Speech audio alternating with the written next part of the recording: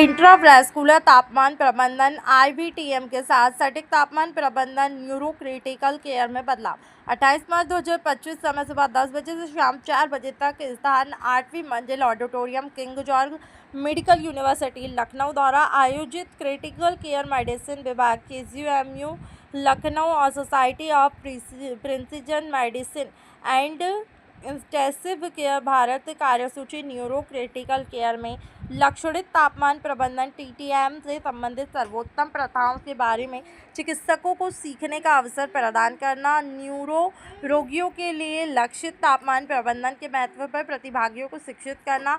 इसके तहत शीतलन उपकरणों की तुलना में इंट्रावेस्कुलर तापमान प्रबंधन के लाभों को समझें। हीट स्ट्रोक एक जटिल परिदृश्य है जिससे कि गर्म वातावरण के संपर्क में आने पर आपके शरीर को ठंडा रखने में मदद करने वाले तंत्र विफल हो जाते हैं। इससे शरीर का तापमान बेकाबू हो जाता है। नमस्कार।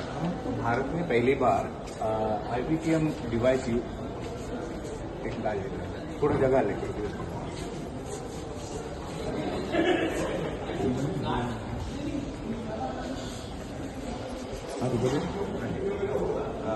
भारत में हम पहली बार IVTM को इंट्रोड्यूस कर रहे हैं, इंट्रावास्कुलर टारगेटेड टेम्परेचर मैनेजमेंट को इंट्रोड्यूस कर रहे हैं एंड KGMU में पहली बार ये डिवाइस लगाया जाएगा। ये डिवाइस कैसे काम करता है? ये डिवाइस कूलिंग के लिए एंड वार्मिंग के लिए दोनों के लिए काम करता है। बॉडी टेम्परेचर डॉक्टर्स को न्यूरो केसेस में, पोस्ट कार्डियक अरेस्ट केसेस में, मैनेजमेंट केसेस में या हीट स्ट्रोक हुआ, उष्माघात अगर हुआ तो उस मैनेजमेंट में बॉडी का पर्टिकुलर टेम्परेचर एक लेवल पे रखना होता है, 33.0 डिग्री, 34.0 डिग्री, तो कॉन्स्टेंट मॉनिटरिंग करनी होती है।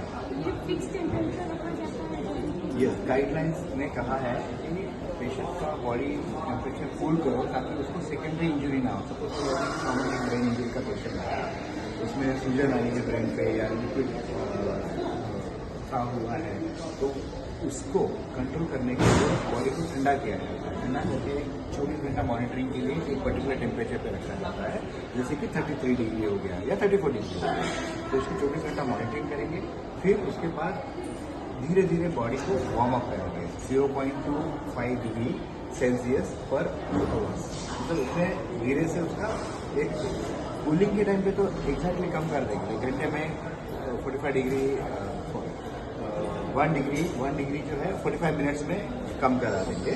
लेकिन बढ़ाने के टाइम पे 0.2 से धीरे धीरे बढ़ाएंगे ताकि वार्मिंग जो है ज़्यादा ड्यूरेशन ले और प्रॉपरली हो, उसका कोई साइड इफेक्ट ना हो। So cooling as well as warming के लिए अब कुछ केसेस में होता है कि नॉर्मल थर्मिया करना चाहिए, बॉडी का टेम्परेचर 36.5 से 37 के बीच में रखना चाहिए। तो हम वो नॉर्मल थर्मिया के लिए भी इस मशीन को यूज़ करते हैं।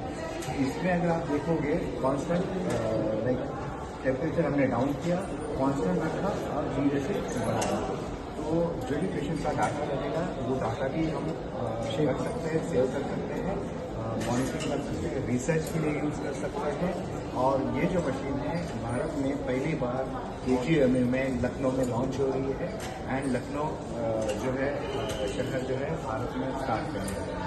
तो जैसे अपने एम्स हो गया, PGI चंडीगढ़ हो गया या लखनऊ हो गया, ये सारे गवर्नमेंट इंस्टीट्यूट हैं, तो सबसे पहले जो है KGMU ने इसको लॉन्च किया।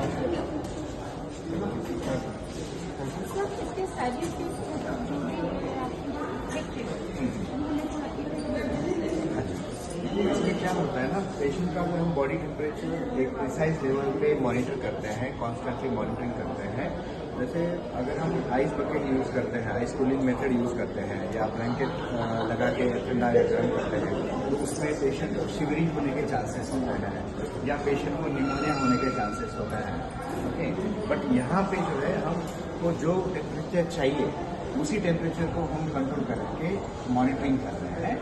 सो वो जो शिवरिंग वाला इफेक्ट है वो नहीं होगा और पेशेंट को सेकेंडरी डैमेज नहीं होगा। एक पेशेंट का टेम्परेचर अचानक से बढ़ गया, हाँ, तो उसमें जो है इंजरी होती है, पेशेंट को न्यूरो इंजरी हो सकती है, ब्रेन को ब्रेन में हो सकता है, कोमा में जा सकता है। तो वो जो सेकेंडरी इंजरी है उसको हम अवॉइड कर रहे हैं by monitoring and keeping constant temperature.